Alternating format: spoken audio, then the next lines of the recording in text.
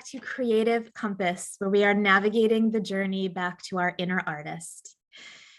This week, we've been speaking with artists and creative teachers and guides who have been sharing with us their unique journeys to their creative lives and some of the wisdom that they have learned along the way.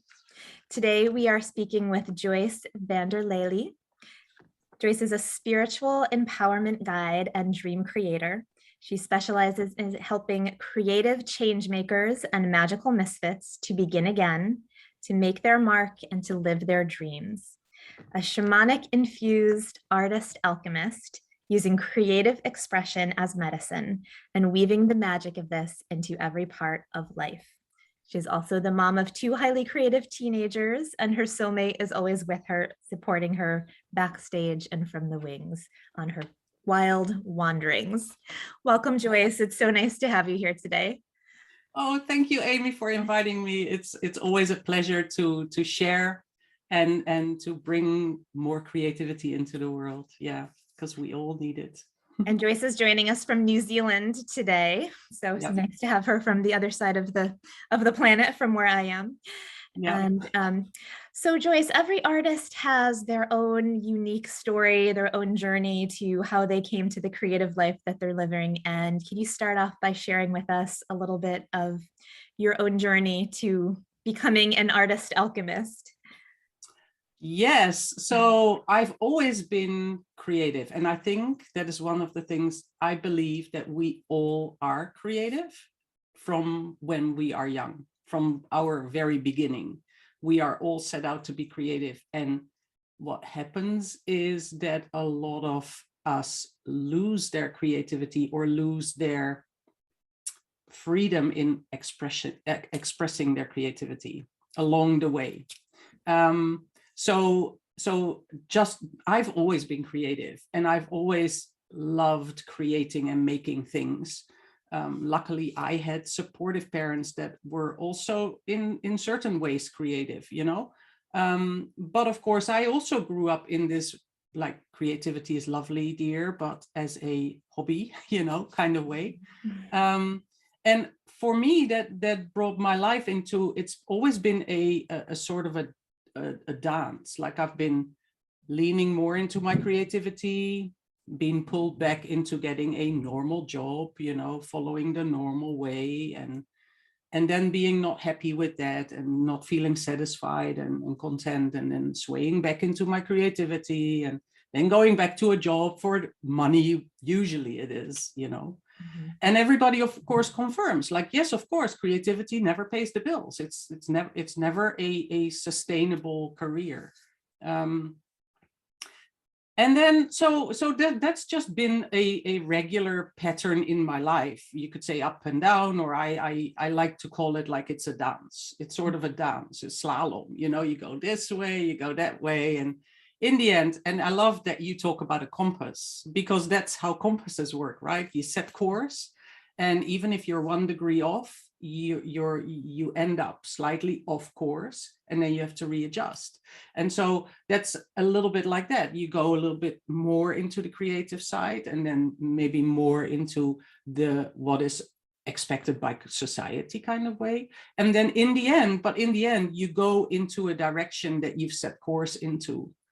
And so that is how I experienced my life. And I decided to move to the other side of the world in 1995 in pursuit of a better quality of life, because I traveled a lot and I saw a lot of things, and I felt like I needed to be in a place where I could be more myself and be more connected to nature and more space and all that, you know. And definitely I found that here. But how I became a full-time artist really happened after the big shake up of my life, you know. And that is, I now know from having conversations with a lot of other artists about these kind of things, it is like, usually it's a big event in a life that happens, you know, that happens to us unexpectedly, that suddenly shakes us to our core and opens us up, like opens our eyes to what we really, really want to do with our lives. And that is when all us professional creatives come out, yeah. And it's a beautiful thing. I believe now that we, and a lot of creatives and a lot of visual artists will understand, without dark you have no light, and without light and dark you cannot create any image, really. You need the shadows to show off the highlights, and without that you cannot draw a three-dimensional object, for instance. So they are as important. Our shadows are as important. So that brought me to a whole different journey, going within and finding, understanding, myself, the shadow sides, and combining it all together. And that's really how the Artemis, the alchemist, happened. Yeah. So I know that a lot of our viewers are going to resonate with that moment, that pivot point where something shakes up in your life. We all have those moments in our life, and yeah, it sets you on a different course sometimes. Awesome. So Joyce, you describe yourself as an artist alchemist. Can you tell us a little bit more about what that means to you? Yeah. So I now, my website is called The Artemist, and that name came to me in a dream download, whatever you want to call it, last year during the first lockdown period that we had here with the pandemic. I had been, I don't know about you, but I had been looking for a thing that fitted right. It's like almost like you're trying to find that pair of pants or that jeans or whatever that just fits right, that just feels like your nest, it holds you, it supports you, it's comforting. It also offers you the space to explore and to grow and to reach bigger. Somehow, I don't know, I was just always thinking like there must be something, a name that resonates. And so, you come across other people that use really pretty words, and I love playing with words, but I'm not a wordsmith, but then I had read the book The Alchemist, and I don't know if you know that, but it's the story really resonated because I've always been talking about, we are more like, I'm a mixed media artist, and we have layers. I work with layers, but we also have layers. We have, different things. I'm a multi-passionate for, that's the other thing. I'm not just one thing. I love doing a lot of different things, and I love weaving it together. So it's always been something like blending it, molding it together, bringing it together, layering it, and so when I read The Alchemist, the book, I thought, this feels right. An alchemist is somebody that mixes things together and gold comes out, right? Yeah. And so I love stories. And I love a bit of magic. And so one morning I woke up and I had this dream of the Artemist, art, alchemist, and Artemis, the goddess. I had been reading up on the goddesses, and I was working with the divine feminine for myself. Like, I needed to dive into my feminine side more because I am the sole provider of my family, and that makes me oftentimes go very into my masculine, into my businessy side, and to stay connected to my feminine side, I was exploring more of the goddess energy and all that. So it sort of blended together, and I thought, this feels right. That's the most beautiful name that I can think of, and it just came to me just like that. So it gives me space to explore in different areas. And maybe it's my spirit guide, I don't know. I get messages sometimes. I don't know about you, but sometimes I just get messages through things that you see, or dreams, or just thoughts that pop in, people sometimes call downloads. And yeah, so I feel like there is magic in alchemy, in making art, creating, because we create things from other things, bringing it together. And so that is a magical thing. Yeah. Awesome. I love how you're speaking into the layers and being multi-passionate and multi-creative. I think, a lot of times we almost feel like we don't have permission to be interested in more than one thing or to follow more than one path or to try something new or even pivot in what we're doing. And I love how you bring that in with the alchemy. You can weave together different parts of your life and different interests and different passions. Well, it gives permission, it's something that's, because it's been hard. It's everything that I've done. People say, no, you have to choose one thing. And then I go like, yeah, but if I choose one thing, you cannot just take one part away from me. It's not, because I'm not no longer me. And I know that many multi-passionate souls resonate with that. Yes. Because that's the thing that we struggle with. Everybody always wants to be an expert in one thing. I don't think it's necessary to be that, because there's space for us too. Yeah. Even thinking about like our like university model, you have to choose your major, right? You have to pick your path, choose your, as if you can only be interested in one thing. Yeah. So Joyce, why in your work, in your personal life and the work that you do with others, why do you believe that creativity is so essential in our lives, particularly now, right, and the time that we're living in the planet now? I can put it this in one sentence. I think creativity and creative expression is the cheapest and most available medicine available to us, because it's never ending. It doesn't cost anything. It's harmless. It's not, yes, it's addictive, but in a good way, but yeah. So it's the safest medicine that there is. And it's readily available to all of us. And the more we use, the more we have. You cannot use it up.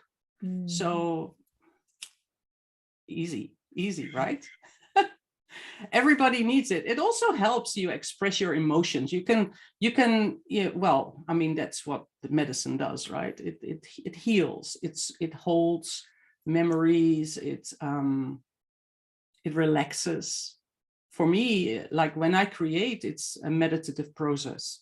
When I'm not really a meditative person. Like I don't meditate like this and sit for half an hour. I cannot do that. I have very restless hands. So I always like to be doing something. So as long as I can create, and it can be a bit mindless, maybe sometimes, I just turn off, like I'm consciously, maybe it's more subconscious, the moment I start creating and I get into that meditative state, it feels like things are channeled. And so it's relaxing, it's comforting, it's meditation in its own. Beautiful. Yeah. Thank you. That's beautiful. Beautiful description of art as medicine. I love that. So Joyce, I know that two themes that you talk about in your work are curiosity and playfulness. Yeah. How does that figure into your creative process or your work that you do? So as I said earlier, I think we are all born creatives. And children, you just have to look at children. Children create without boundaries, without rules, without any blocks. They just do. They just do it. And it's only the way we grow up and the way society and every establishment teaches us to be, that we lose that freedom. And children are curious. They just do something and they ask why, and they just keep going, and nothing is ever impossible. And I think that if we can keep that childlike wonder, curiosity, if you keep that, then you stay more connected to your creativity. And so I'm a curious person. I like to know about things. I like to see things. I like to wonder why. I look at a little flower, for instance, close up. A lot of adults don't take that time anymore. They don't take that time to, it's something that you've seen and you learned about as you were little, and now you're a grown up and you're focused on other things. But if you allow yourself to take time to really look at the small, beautiful things that are available in your backyard, even, And look at the skies. What do you see in the clouds? Things like that. I mean, I meet people that they don't do that, and I'm surprised because, you know, that's something that I do every day. Look at the skies and look at the shape of the clouds and see things, you know.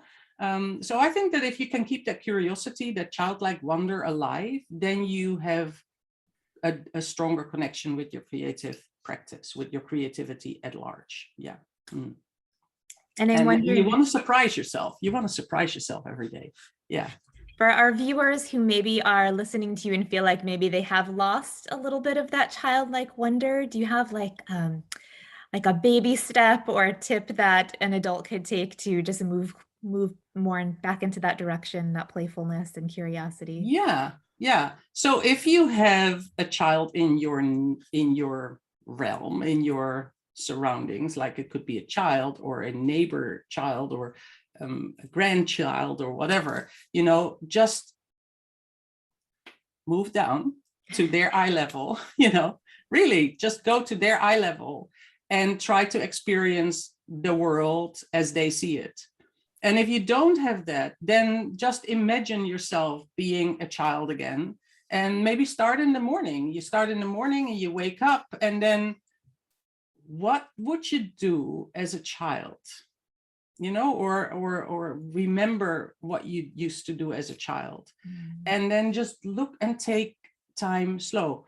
I don't know if you have that as well. I know a lot of my friends and the women that I talk to have this experience.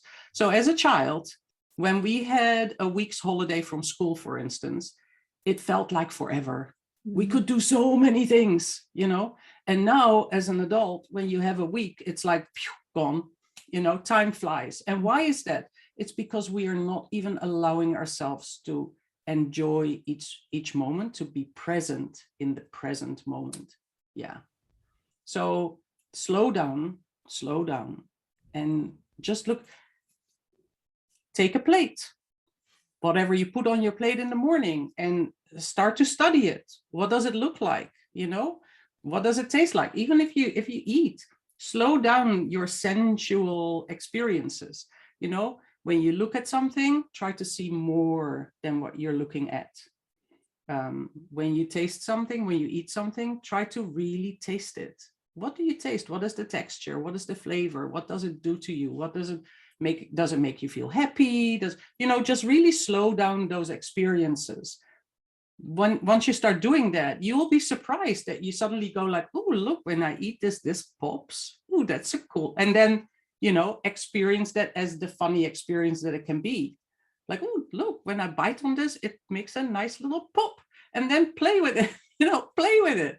And just like a child will do that. And they'll go like, oh, mom, look what this does this and this thing, you know, or grandma, look what the, you know, when I do this happens, you know, and just be surprised and just be excited about things. You know, we lose excitement so often. And I think if you can find a way to surprise yourself every day, it brings more joy.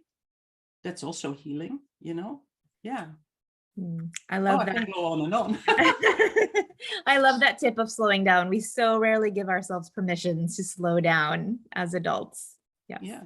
Yeah. And I know I have 3 kids and they are never in a hurry, ever, to do anything. They are always so absorbed in what they're doing at that moment.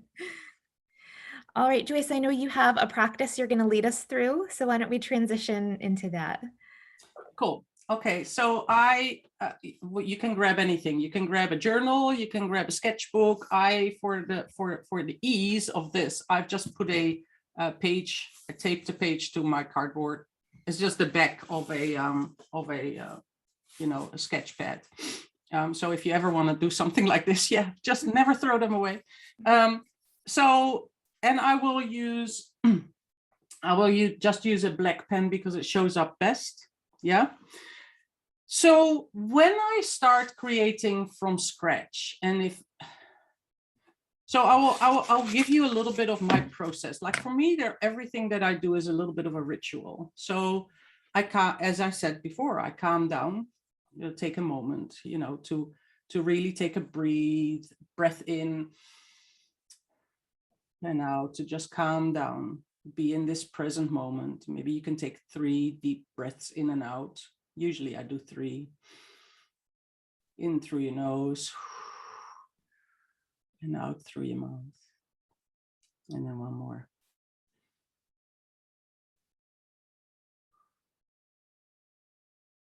And the other thing I do is I make sure that my feet are flat on the ground. So if you're standing, you can stand with, well, obviously with your feet flat on the ground. If you're sitting down, make sure that your legs are not crossed and that you've got both feet connected to our Mother Earth. When you concentrate on the soles of your feet, you can start to feel tingling. If you take a moment and you focus fully, like keep your eyes closed, focus fully on the soles on the bottom of your feet and really feel them touch the ground, then you can start to feel that tingling and as if you have roots going down into the ground and you feel that energy coming up. When you feel that coming up through your feet, then allow that to just move further up your legs to your knees. You can feel it warming. It warms, it tingles, it touches, and it just goes up and up and up to your hips. And then it comes to your belly area. And the belly area, for me, that is where our creativity, our wisdom, our superpowers reside. So keep that energy in that area. Let it turn, let it turn. If you want, you can help by rubbing your hand over your belly area. I usually go clockwise. I don't know if there's any reason for that, but that's what I do. So you can just rub your belly and feel that creative space moving. Feel it moving. Now, I'd like you to pull it up to your heart. Let it warm your heart. Let it warm your heart. And now I like you to think about something that makes you curious. What sparks your curiosity? What is one shape that sparks curiosity? Are you intrigued by spirals? Are you intrigued by triangles? Whatever shape you feel, and then you can open your eyes. Whatever shape you feel, you draw on your piece of paper.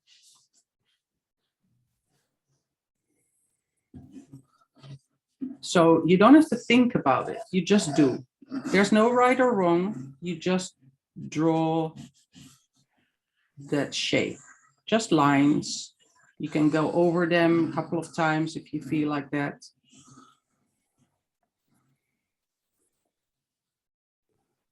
And when you have that line, then what you have space on your paper. So there will be areas that you want to go into, explore an area. There will be an area that is still open. Explore that area and just keep contact with your pencil or whatever tool you're using, your crayon, whatever tool you're using. Keep contact with the paper, don't let go, and just explore the open spaces, and just move how you feel it's right. Try to find the connection. What connects, what feels right. Make it as dark or keep it as light as you like. You can block in pieces with a whole color if you want. But try and keep contact with the paper. Try and keep contact with the paper. Don't have any expectations. It doesn't have to be anything. It can just feel right. your shape, your creativity, your paper, your experience. Just keep drawing or moving around on the paper. Maybe there's something else that you like to add. Maybe you've got a word or a letter that comes to mind. If so, you can add that.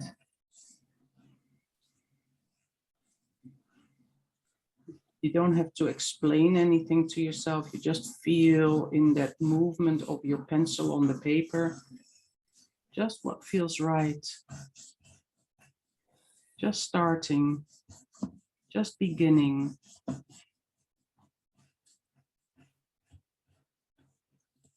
And so when you've moved most of your paper, like you probably have managed to fill in bits on all corners of your sheet now. What you can do now is touch it with your left hand. Touch it with your left hand and just move over it, rub over it, however it feels right. So I'll show you. So I've done these shapes. And so now you can just rub over it. Feel your hands, feel your hands. You can do both hands if you want. You can put it on the table and feel with both hands. And if you just close your eyes and rub your hands over it. And then think about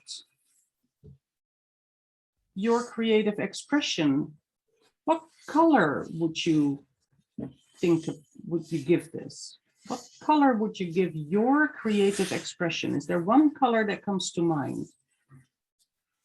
One color, even if you think, is it warm or cold? You know, do you feel warm or cold at the moment? You can be in a warm place and feel very cold. You can be in a cold place and feel very hot, you know? And if you have any colors available to you, you can add your color. If not, you could write it. You could just write the word there. You could write the word.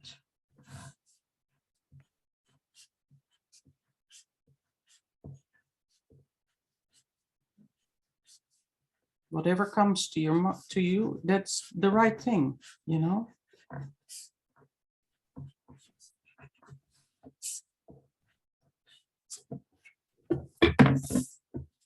And then, so this is all a start, right? This is all a start. It's a start of getting out of that fear of the blank page that a lot of people experience. A lot of people feel like, oh, I've got a blank piece of paper and I don't want to make a mistake. There are no mistakes. There are no mistakes. That's why I say, just go with the flow of your pencil. Go with the flow. Whatever word or whatever color comes up, that's right. It's good. You know, I wrote down yellow. And to be truthful, it is a cold day here. I'm not wearing yellow, and usually yellow comes in warm days, you know, but I feel very yellow today. And so I don't understand yet why. It doesn't matter. It doesn't matter, you know. So I commit to that word. And then what I can do is I can work with this for hours, you know, but this is a start. So I like you to have a start. I like you to have a start where you just take a moment to connect with your creativity and start on a blank piece of paper or a canvas or whatever it is. Never be afraid. Always just start. Just start. When you climb a ladder, you don't have to see the top where it ends. You just need to start with the first step. So you take a first step, and then we'll see. As I said earlier, we are layering, you know, we are layered, we are layering. You can layer so many things from this yet, you know. I will write on this. Show you another. So you can write on this. If you can see, there's writing here underneath. You can paint, you can write, you can glue words on this, right? You can glue images. You can glue images and then paint over it again. So this is just a start. Always make a start. From this, something grows, right? From the shape, just because you've chosen a shape, it will bring you into a little journey that brings you to to something more. There's always something more that comes from it. So that is how I start. That is how I start, without any expectations, without any plan, and just doing, just by doing. Yeah. I hope that helps. I hope that helps, because that's what most people are afraid of. That first step, that first start. Yeah. Well, thank you so much. I love that practice because, like you said, that's the part that creates the fear and the blank page and all that. And I think that's going to be a really valuable practice to our viewers, especially if they're trying to start their journey or a different step of their journey. Just getting started. And thank you so much for being with us today. Thank you for sharing your journey and your wisdom and your practice. I know that our viewers are going to get a lot of value out of the conversation, as well as the art practice that you taught us today. I hope so, yeah. And viewers, thank you for watching, and be sure to check your inbox tomorrow for another great interview.